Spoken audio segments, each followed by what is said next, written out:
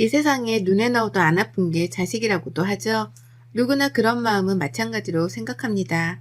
하지만 이런 마음을 안 먹는 부모들도 있다고 하죠. 오늘 제가 여러분들께 소개하고 싶은 사연은 바로 자식에 관련된 이야기인데요. 바로 저희 시누이 이야기를 해보려고 합니다. 안녕하세요. 저는 경기도 양주시에 거주하고 있는 내년이면 40대를 바라보는 39세 여성입니다. 처음부터 양주시에 살았던 건 아니고요. 여기에 남편이 예전에 분양받아 놓았던 아파트가 있어서 아이 낳고 여기로 이사 오게 되었어요. 처음에는 서울에서 오래 살다가 갑자기 경기도로 가니 아직 운전도 못해 굉장히 불편할 것 같아서 사실 반대를 많이 했습니다. 근데 그 아파트가 평수도 지금보다 훨씬 크고 교통편 불편한 것 빼고는 더 나을 것 같아서 이사와서 살고 있는데 정말 좋기는 해요. 신도시라 교통편 불편한 것 빼고는 아이 키우기에는 정말 좋더라고요. 근데 여기 양주에 아파트가 많이 지어지면서 근처에 시댁과 시누이도 도보로 한 15분, 20분 정도 되는 거리에 살고 있어요. 친정은 서울이고요. 제가 워낙 내성적인 성격이라 같은 동네에 살아도 사실 자주 가지는 않습니다. 부르시면 가고 누구 생일이나 생신 때 가는 정도지 남편도 시댁에 가자는 말을 잘 안 해서 그나마 다행이라고 생각하고 살고 있답니다. 남편한테는 15살 정도 어린 여동생이 하나 있는데요. 바로 신우입니다. 남편과 저도 한 5년 정도 연애하다가 결혼한 케이스라 여동생이 있는 건 알았지만 나이 차이가 많이 나던지라 교류가 많이 없다고 하더라고요. 그리고 저희가 결혼하고 나서 우리가 허니문 베이비로 아이가 생기고 지금 초등학생 3학년이랍니다. 첫 손주라 친가 외가에서 사랑을 듬뿍 받고 자란 아이랍니다. 그렇게 제 결혼 생활은 무탈이 아주 평범하게 살고 있다고 생각했습니다. 저는 집에서 일하는 프리랜서라 아이를 보는 데 있어 조금 더 자유로운 편이고 남편의 회사도 워라밸이 있는 곳이라 주말에는 꼭 쉬고 야근은 2달에 한 번 할까 말까 정도인데요. 그래서 남편도 육아 참여도가 굉장히 높은 편입니다. 그래서 사실 이 정도면 결혼해서 사는 지금이 가장 행복할 때라고 생각했습니다. 다들 아시겠지만 결혼은 연애 때와는 완전 다르잖아요. 연애는 정말 우리 둘만 생각하면 되겠지만 결혼은 양가 집안이 어울려서 해야 하는 것도 있고 생각보다 많은 희생이 필요한 게 전 결혼이라고 생각했습니다. 물론 남자 여자 둘 다요. 저의 이런 평범한 일상을 깬 건 다름 아닌 15살 어린 신우였습니다. 제가 알기로는 원래 직장이 멀어 그쪽에서 자취하고 있었는데 어느 날 연락이 잘 안 돼 시부모님이 신우이네에 갔을 때 함께 회사 다니는 남자친구와 동거 그리고 임신 6주 된 아이까지 있었다고 해요. 그 자리에서 시어머니는 거의 실신할 뻔했고 시아버지는 안 태우던 담배를 피실 정도로 집안이 아수라장이 된 적이 있어요. 시댁에서는 남자 쪽에 별 볼 일 없다고 아이를 포기하라고 했지만 신우는 싫다고 강력하게 바라는 바람에 결국에는 둘이 결혼하게 되었습니다. 신우이 매제 둘 다 동갑이고 또 그 매제는 신우이보다 일한 지도 더 얼마 안 돼서 둘 다 월급도 굉장히 작았던 편이라 시댁 근처에 작은 평수 전셋집을 얻어주고 매제는 시아버지 친구분의 회사에 들어가서 일을 하기로 했다고 했습니다. 거기까지는 솔직히 아직 둘 다 어리니까 그럴 수 있다고 생각했는데요. 저는 놀라기는 했지만 나이는 어리지만 둘 다 성인이고 충분히 아이를 만든 일을 했으면 책임지는 게 맞다고 생각해서 결혼하는 게 당연하다고 생각했습니다. 그래서 신우이 출산할 때 아이용품 사는데 보태라고 현금이랑 정말 좋은 유모차도 선물해주고요. 조카 100일 때도 현금이랑 전통차까지 선물했습니다. 남편이 여동생이 아직 나이가 어려서 자기가 많이 그동안 못 챙겨준 것 같다고 결혼할 때 마음이 아프다고 결혼해서 잘 챙겨주고 싶다고 하길래 뭐 당연히 그러라고 했습니다. 저도 그렇게 주는 게 마음이 더 편하다고 생각하기도 했고요. 그런데 어느 날부터인가 신우이가 밖으로 겉돌기 시작했던 것 같습니다. 시어머니가 가까이 사니 아이를 맡겨두고 하루 종일 집에 들어오지도 않고 PC방에 가 있고 친구들 만나서 외박까지 하고 와서 매제랑 그것 때문에 엄청 싸우고 사내만에 했다고 할 정도였으니까요. 그때마다 시댁에서는 아직 애가 어려서 그런지 이해해달라 자기가 타야되겠다면서 매일같이 100일 된 아이를 봐주시더라고요. 제가 보는 게 아니니까 시어머니가 딸 손주 봐주는 건 뭐 상관없다고 생각했습니다.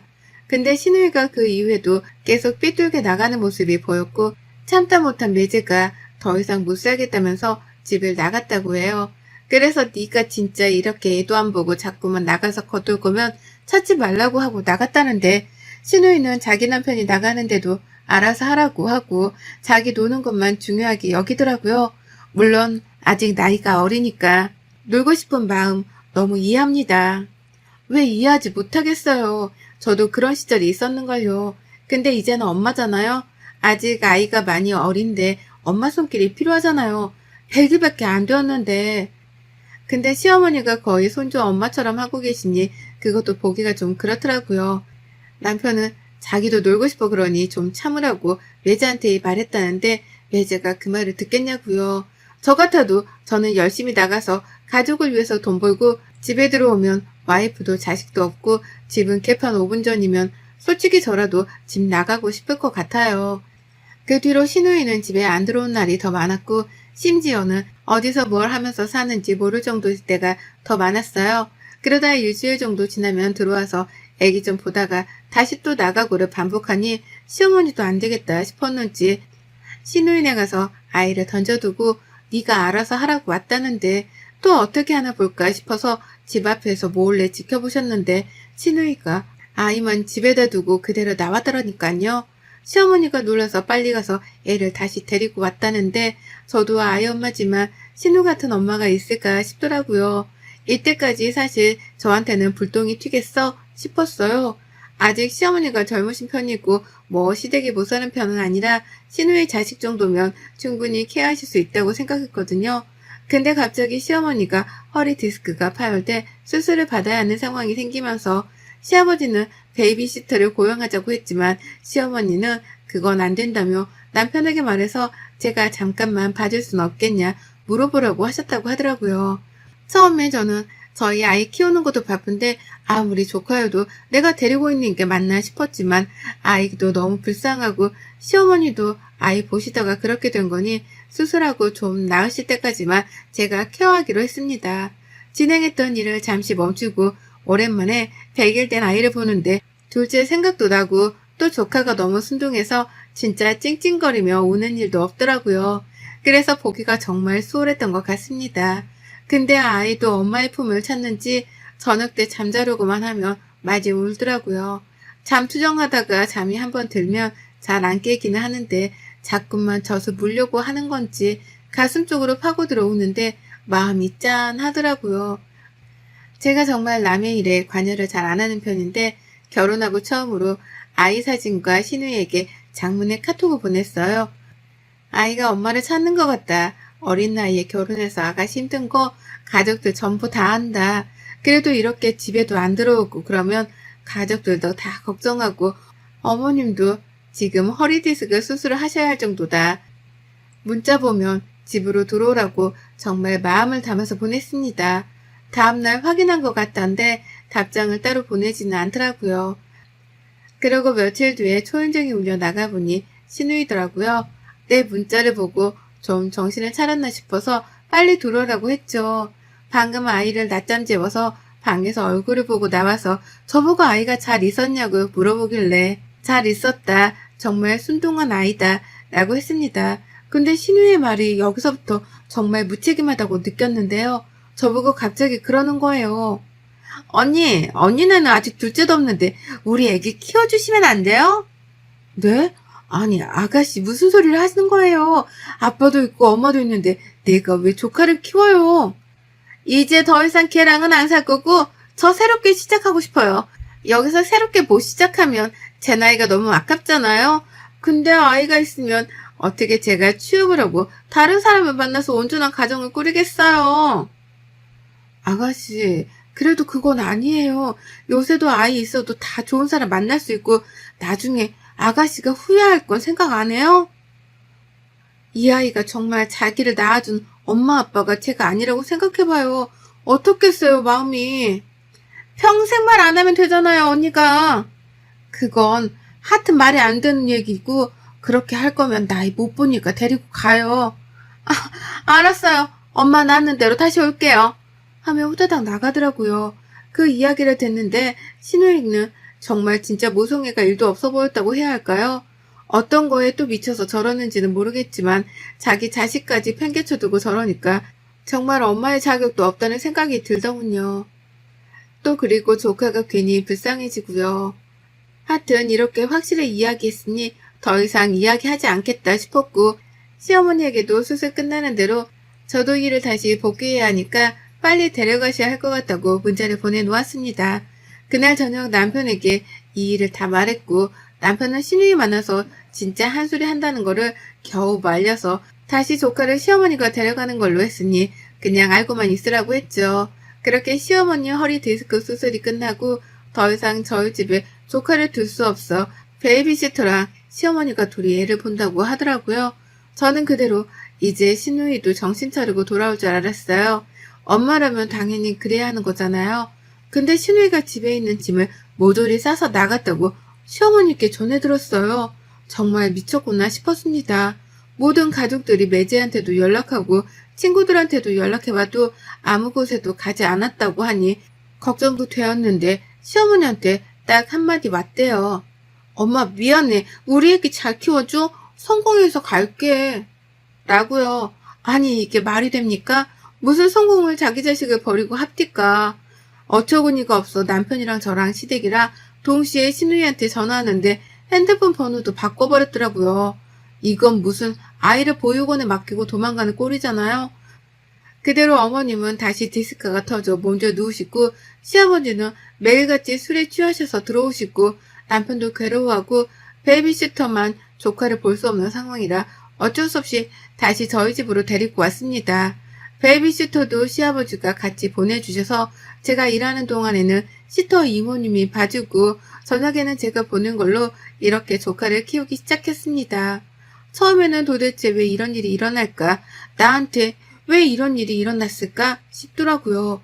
근데 점점 커가는 아이의 모습을 보니 부모님을 선택해서 태어날 수 없는 아이가 무슨 잘못이 있겠냐 싶어서 조카를 저희 둘째로 저는 받아주기로 했습니다. 호적의 문제는 둘째치고 할머니, 할아버지 손에서 자라는 것보다 차라리 저랑 남편 손에서 자라는 아이가 더 낫다고 판단했습니다. 저는 정말 이성적인 사람이었는데 이번 일은 그럴 수가 없겠더라고요. 마음을 먹고 시댁에 가서 조카를 둘째로 입양해서 키우려고 한다. 입양은 거창한 말이고 그냥 저희 집에서 저희 아이랑 동생처럼 같이 키우고 싶다라고 하니 시아버지, 시어머니가 제 말을 듣고 우시더라고요. 그렇게 생각해줘서 고맙고 미안하다고요. 할머니, 할아버지 손에 자라서 나중에 자기 엄마 아빠는 누구야? 하는 것보다는 나을 것 같다고 내린 결론이었습니다. 그렇게 그 결론을 내고 사니 마음은 편안하더군요. 그렇게 아이가 커가는 모습을 보았고 100일이던 아이는 이제 3살이 되었네요. 저희 아들도 동생이라고 생각하고 많이 아껴주고 아직 어린애긴 하지만 저랑 남편한테 엄마 아빠라고도 말하니까 사실 이것만으로도 저는 되었다고 생각했습니다. 제가 조카를 키우게 되면서 시댁에서는 가지고 계시던 조그만 빌라를 제 명의로 해주셨고 한사코 됐다고 했지만 꼭 받아달라고 해 남편도 네가 받는 게 맞다고 해 거기서 나오는 월세를 받고 있습니다.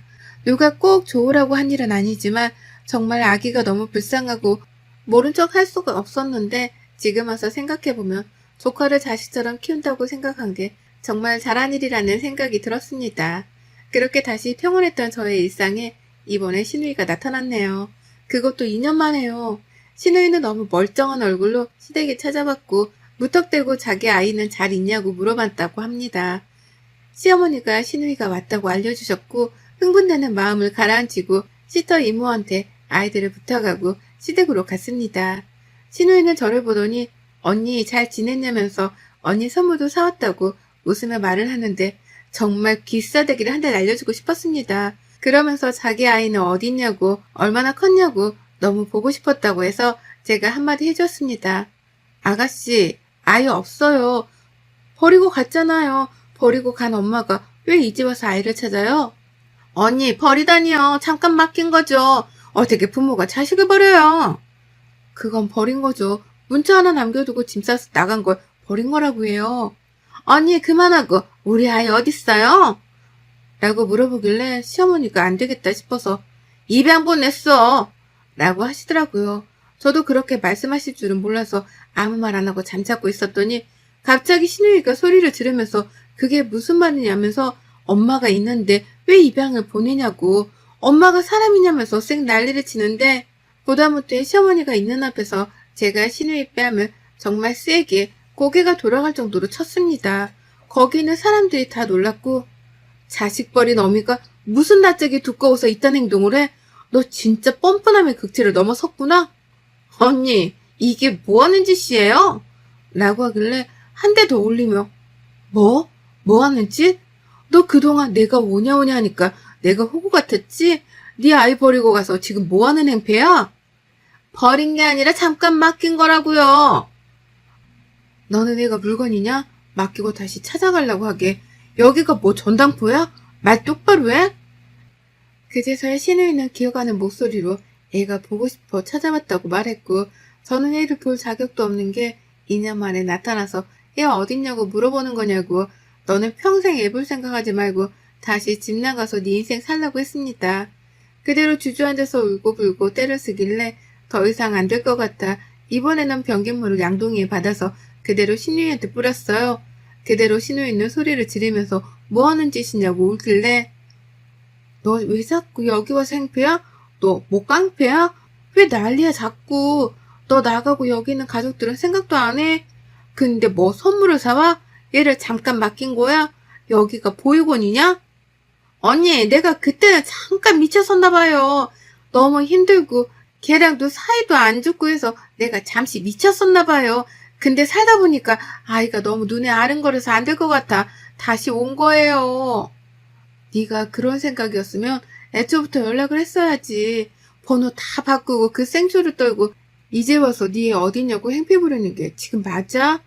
라고 말을 했고 신우이는 그 뒤로 묵묵부답이라 우선 시어머니가 씻고 나오라고 욕실로 가고 저는 시어머니에게 다시 오겠다고 하고 집으로 왔습니다. 지금까지 키운 아이를 다시 보내야 하는 게 맞는 건지 내가 키우는 게 맞는 건지 도통 모르겠더라고요.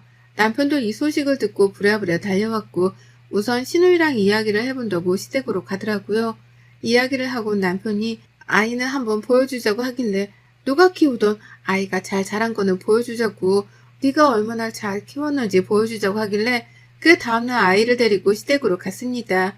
그렇게 누워만 있던 아이가 이제는 걸어다니면서 웃는 모습을 보니 신우이는 아이를 더 이상 보지 못하고 방에 들어가서 울기만 하더라고요.